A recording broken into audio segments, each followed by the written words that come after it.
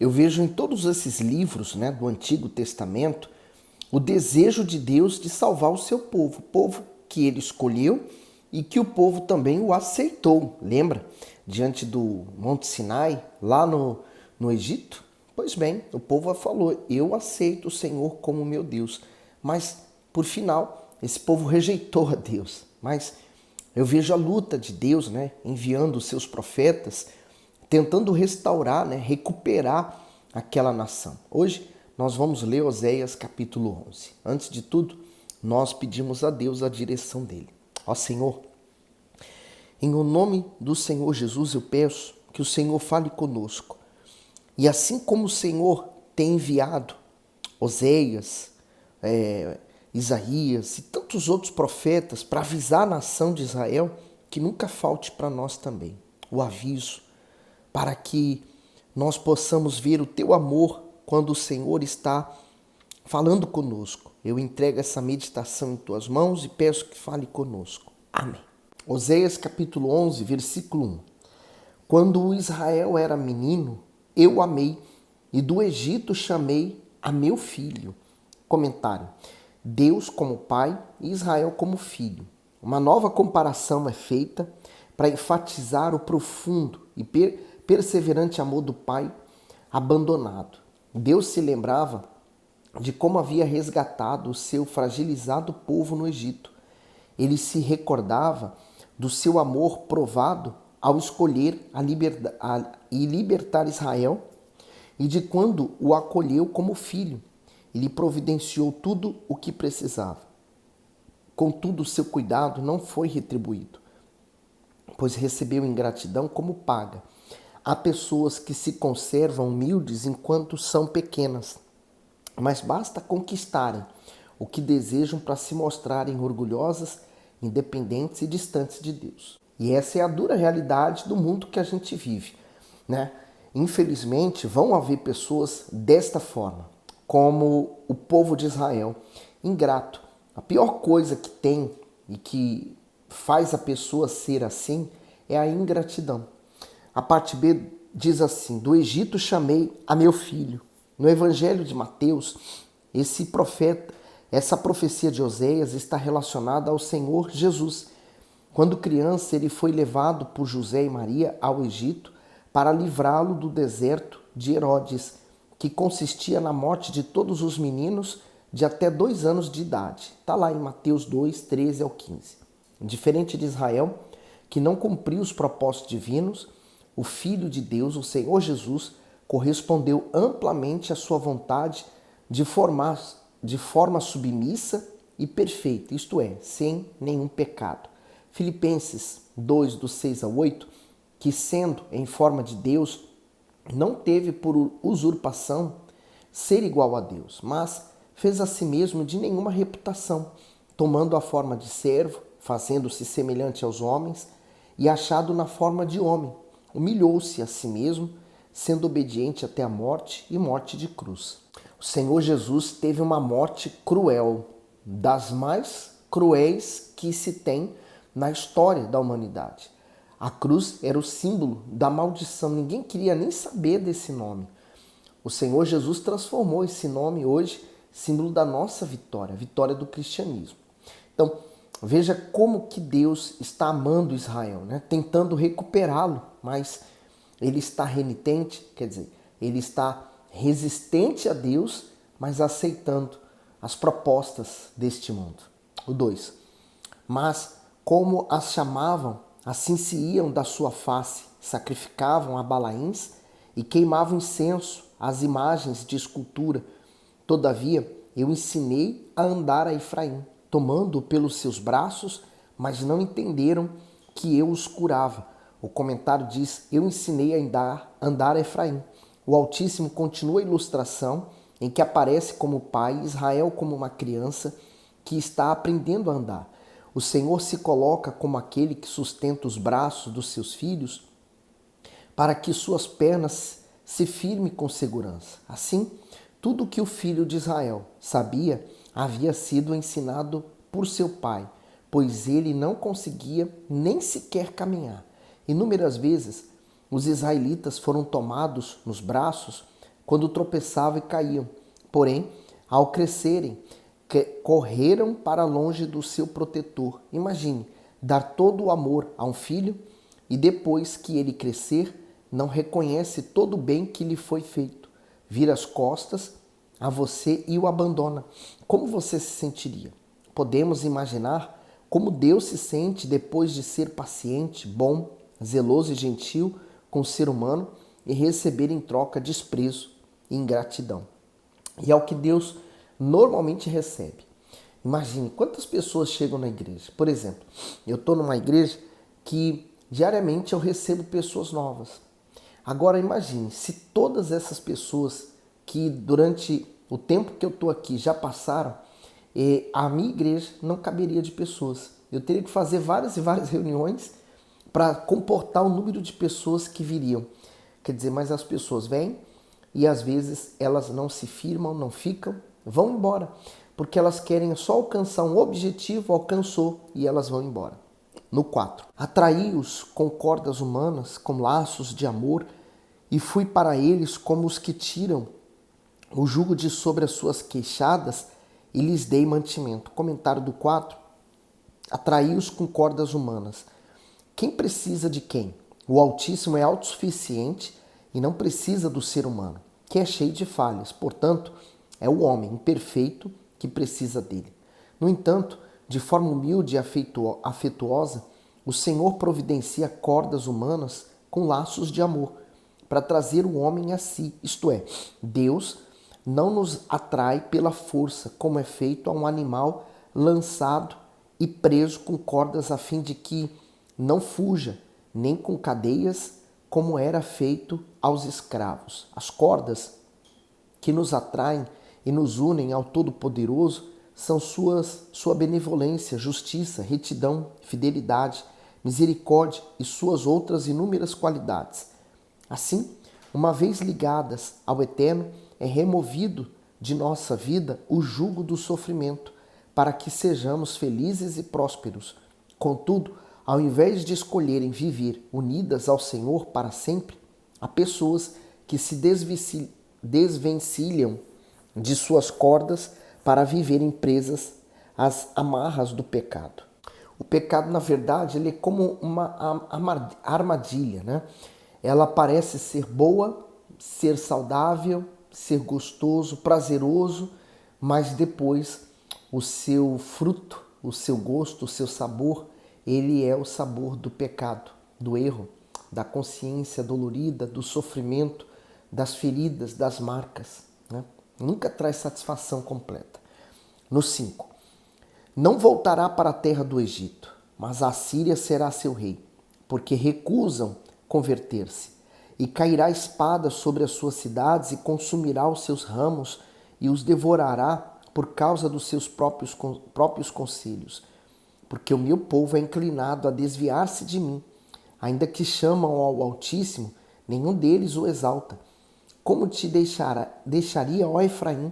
Como te entregaria, ó Israel? Como te faria como Adma? Te poria como Zeboim?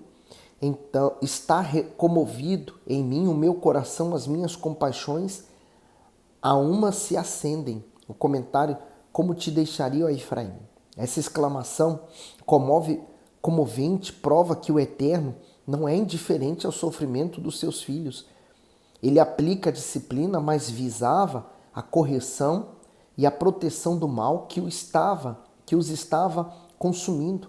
O Altíssimo jamais queria que eles sofressem o que as cidades de Adma e Zeboim sofreram ao serem destruídas. O clamor divino retrata um pai que empenha todos os esforços para que seus filhos vivam longe da dor.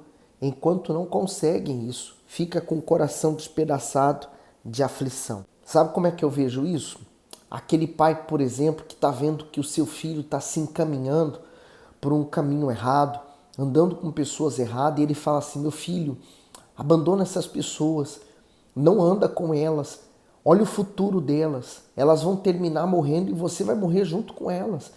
E aquele filho resiste às palavras do pai, mesmo sabendo que o pai está certo, mas prefere agradar os amigos e segue os amigos.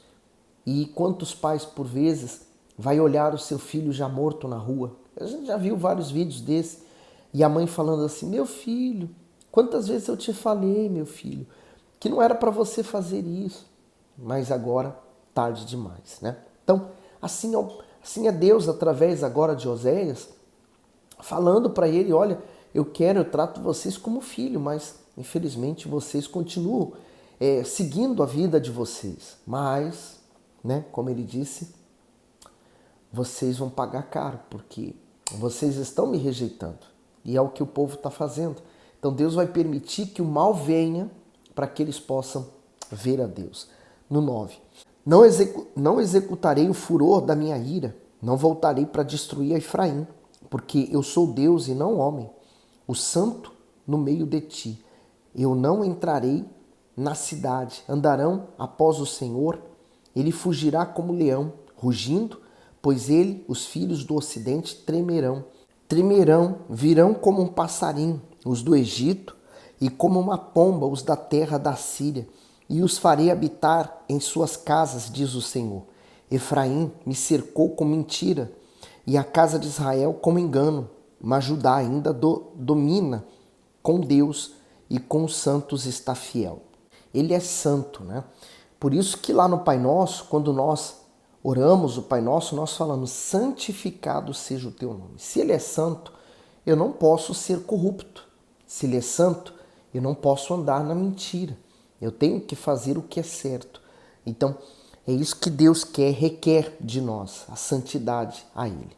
Oséias capítulo 12. Efraim se apacenta de vento e segue o vento leste. Todo dia multiplica a mentira e a destruição, e fazem aliança com a Síria, e o azeite se leva ao Egito. O Senhor também com Judá tem contenda, e castigará Jacó segundo os seus caminhos, segundo as suas obras o recompensará. No ventre pegou do calcanhar de seu irmão, e na sua força lutou com Deus. Lutou com o anjo e prevaleceu, chorou e lhe suplicou. Em Betel o achou e ali falou conosco. O comentário do 3 e 4. Embora Abraão seja considerado pai de Israel, foi por Jacó que vieram as 12 tribos. Assim, o novo nome que Jacó recebeu de Deus se tornou amônimo da nação. A importância desse patriarca para Israel é tão grande que sua história é retratada por Oséias desde o início, isto é, do momento em que Jacó usou a força, a malícia e o engano para vencer e por isso sofreu duras consequências, até o momento em que em Betel suplicou cheio de sinceridade e de lágrimas ao Altíssimo, a fim de que ele o considerasse e o abençoasse. Ali Jacó teve um encontro com Deus e a partir de então seu caráter, seu nome e sua vida foram transformados. Está em Gênesis 35. Porém, a nação de Israel não seguiu seu exemplo, pois vivia na hipocrisia. Além disso, fez de Betel, que antes era uma referência da fé genuína, um santuário de idolatria. E continuando no 5. Sim, o Senhor, o Deus dos exércitos, o Senhor é o seu memorial. Tu, pois, converte-te a teu Deus, guarda a benevolência e o juízo, e em teu Deus espera sempre. É um mercador, tem nas mãos uma balança enganosa, ama a opressão. E diz Efraim, contudo, me tenho enriquecido e tenho adquirido para mim grandes bens. Em todo o meu trabalho não acharão em mim iniquidade, alguma que seja pecado. Mas eu sou o Senhor teu Deus, desde a terra do Egito, eu ainda te farei habitar em tendas, como nos dias da festa solene. O comentário diz, mercador desonesto. Israel buscava vantagens, assim como um comerciante fraudulento que engana e oprime em prol dos seus interesses e que, apesar de enriquecer de maneira desonrosa, não acredita que exista iniquidade em si.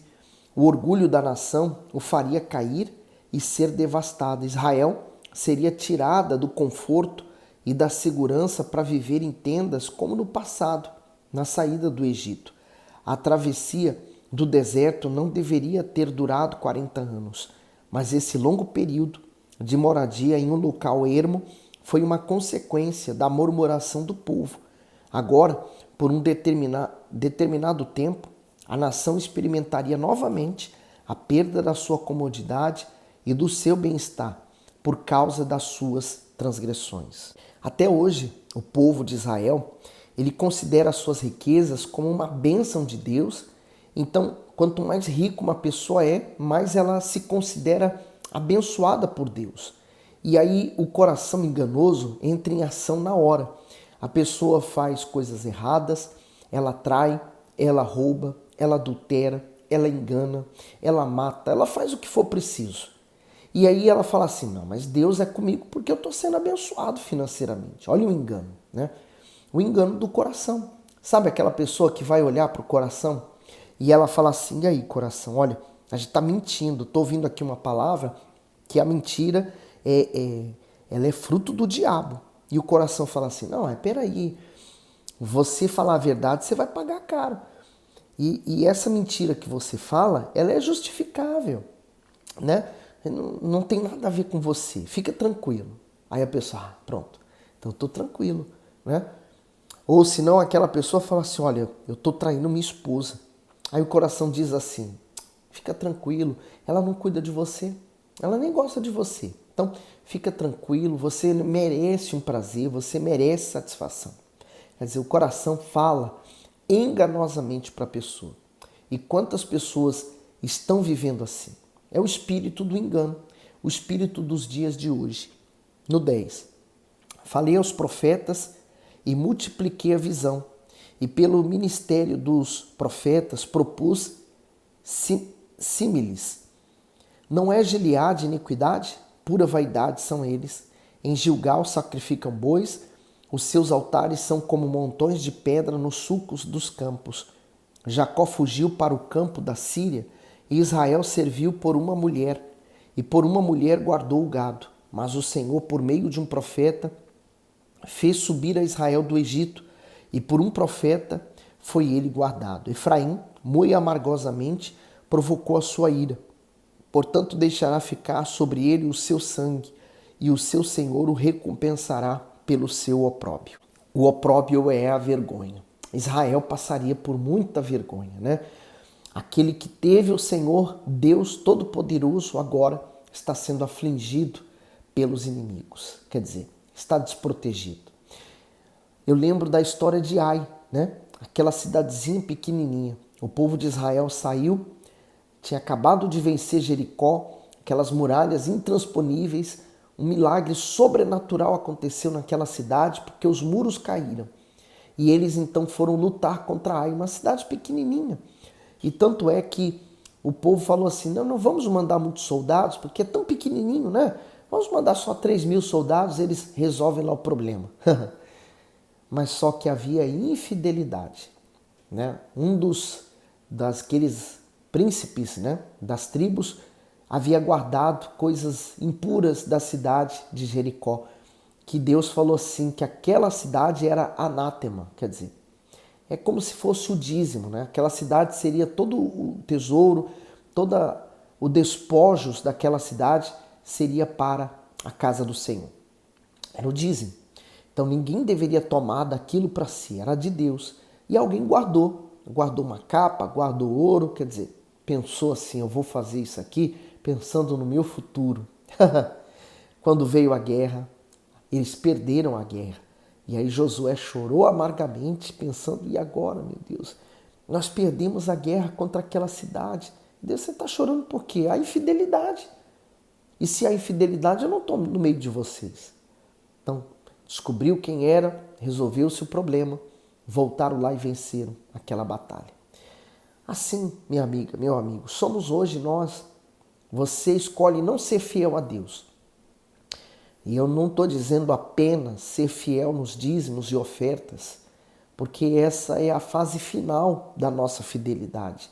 Mas ser fiel nos seus compromissos, ser fiel na sua palavra, ser fiel no seu trabalho, a sua esposa, o seu marido, né? Ser marido de uma só mulher, mulher de um só marido. Você ser honesto, leal, verdadeiro, né? Ser homem, ter hombridade, né? Ser mulher de verdade. Quer dizer, isso é o que Deus requer de nós, né? Todas essas coisas culminam para o dízimo e a oferta. Quando você é fiel a Deus, você é fiel ao seu semelhante. Se você não é fiel a Deus, quanto mais dirá ao seu semelhante. Tá certo? Gostou do conteúdo? Põe seu gosto, nos ajude a espalhar esse vídeo, né? Se inscreva no nosso canal, manda esse vídeo para alguém. Vamos evangelizar através dessa plataforma, tá bom? Que Deus continue abençoando você abundantemente em nome de Jesus.